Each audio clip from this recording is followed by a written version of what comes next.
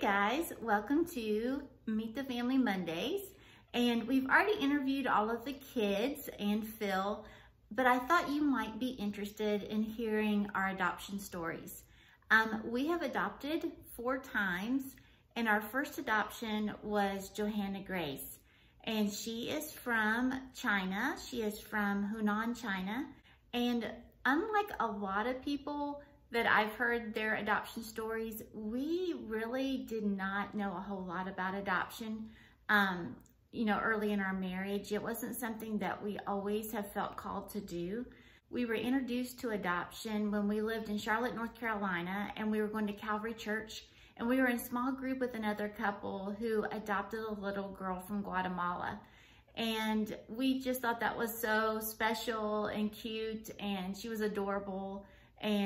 But we thought that was the first time that we had ever thought about adoption, but we knew that we would be moving, because at that time in our life, we were moving every couple of years. And so it was that couple that kind of introduced us to adoption. After we lived in Charlotte, North Carolina, we moved to Reston, Herndon area in Virginia, which is close to Washington, D.C. And we had the privilege of living close to Phil's cousin. And him and his wife actually adopted through America World. And they adopted a little girl from, I think it was Russia, or it might have been Kazakhstan, but it was one of those 2 countries.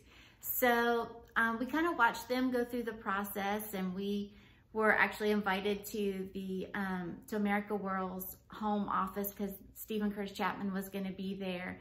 And really, we went to go see Stephen Curtis Chapman because we're huge fans. But God was just using where we were to start, burdening our hearts for orphans overseas, and actually for orphans here too. So next, after Washington, D.C., we moved to Texas. And our children's pastor at that time, they were doing foster care to adopt. And we would help them out with their little kids. Like when they had to go on, a retreat or something like that, we would take care of their kids. And we were, in a small group where you share a lot about what's going on in your life. And so we kind of got a firsthand look at what it was like to do foster care and then to do foster care to adopt. So that really, started the process with Phil and I about thinking about us adopting. Because of the children's pastor, we thought that maybe God was calling us to do foster care and foster care to adopt. At that time, our kids were about 4 to 9, I think. And so they were all in. They loved helping with our children's pastor's babies. And so we tried to find out information from our local CPS office, how to do the foster care classes. And we had a really hard time finding out information about it. And then when we did, we found out that we would have to go, 8 or 10 weeks in a row to do the classes.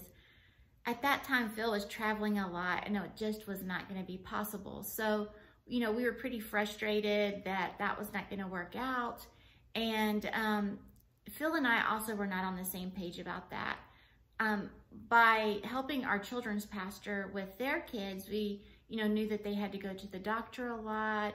There were a lot of therapies that the kids needed, and plus parent visits if that was allowed. And it was, a very, time involved commitment that we were going to be making. And at that time, I was also homeschooling all of our kids.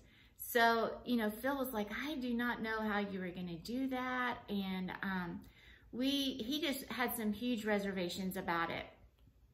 So, I really felt like God was wanting us to do that. And so we were not on the same page. And so, I called a friend and said, we're not on the same page, but Phil said he would do it if I really thought that we, wanted to do it, or that I felt like God was wanting us to do it, he would do it too. And the friend said, Delisa, you cannot do that. For this ministry, you guys have to be both on the same page, both, led by God to do this. This is not something that you can pull him along with you and do it. So, you know, being the spiritual person that I was, I'm like, I'll call another friend and maybe she'll give me the answer, you know, that I want.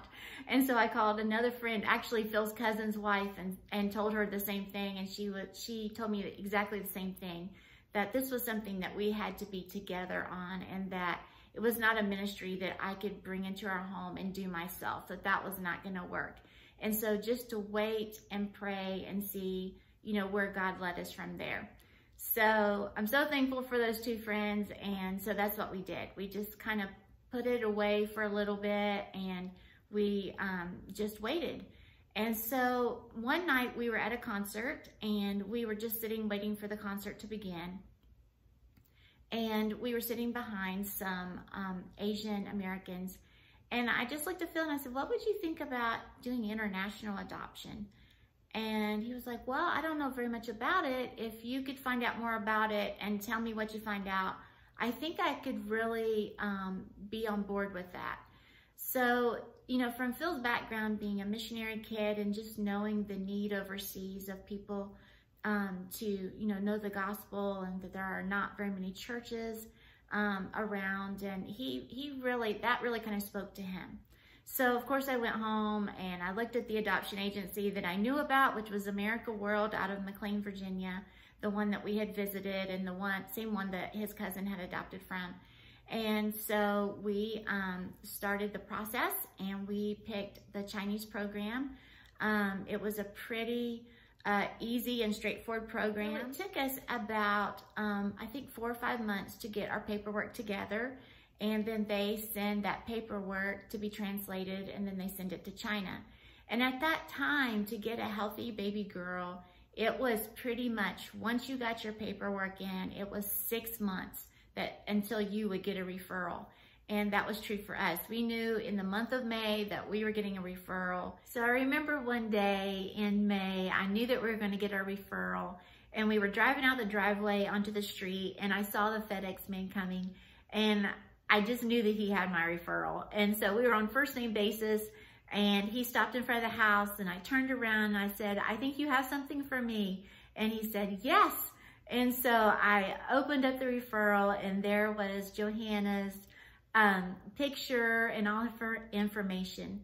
And God has always done for us, he's always given us one thing where we knew that that was our kid.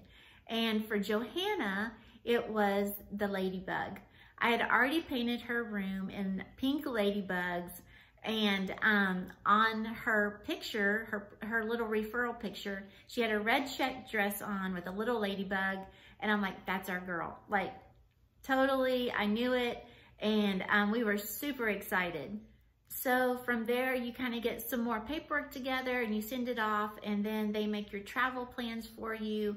And we went to go get JoHanna in China in July of 2005. And, you know, they help you get on the same time zone by, you know, you get there a couple days early, you go see the Great Wall of China, you go to the Forbidden City. They just really kind of run you around so that, you know, you can sleep at night, and I think probably to get, you know, definitely get you on the same time zone, but kind of get the jitters out.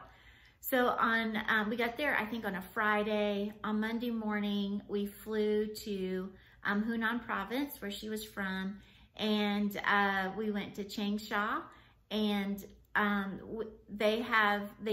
you basically, at least in our case, we went to the civil service building, and they started bringing in the babies. And, you know, we were so lucky because she was in foster care in China, and she was just so healthy and plump. JoHanna was not quite sure what to think.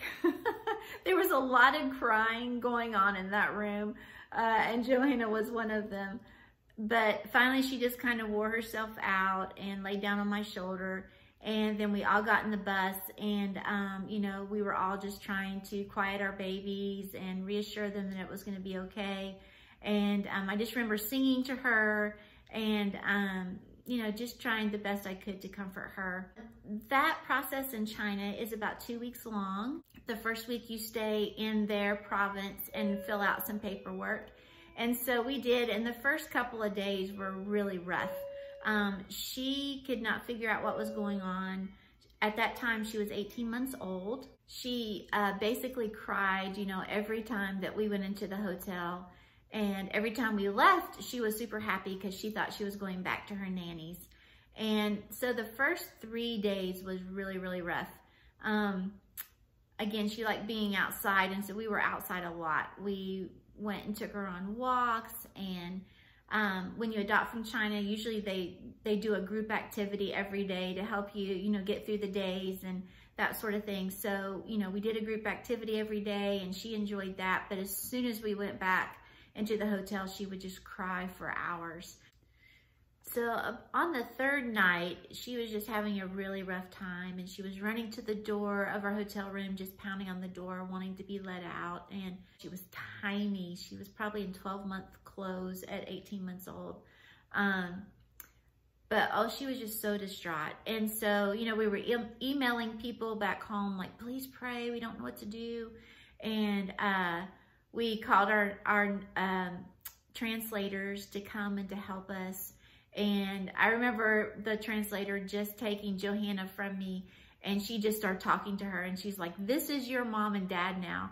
And JoHanna was just shaking her head like, no, they're not. The translator, she just kept saying, yes, they are. They are your parents. They love you. They're your parents. And JoHanna was just not having it.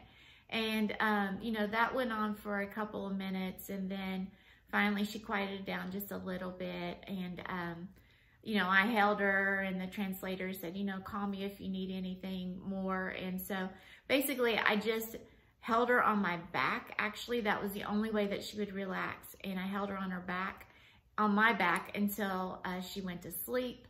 And then we just all laid down in the bed and crashed. And, you know, I mean, adoption is a beautiful thing. It really is, but there's also a very traumatic side to adoption. And when those children, you know, more often than not, it is very traumatizing for them to go from, you know, something that they know to another couple, even if they have the best intentions and they want to love that child so much. It is a process, and, you know, more often than not, they cry and they just don't understand. So, you know, adoption, again, is such a great thing, but it can really, they don't understand your motives, especially if you can't speak their language.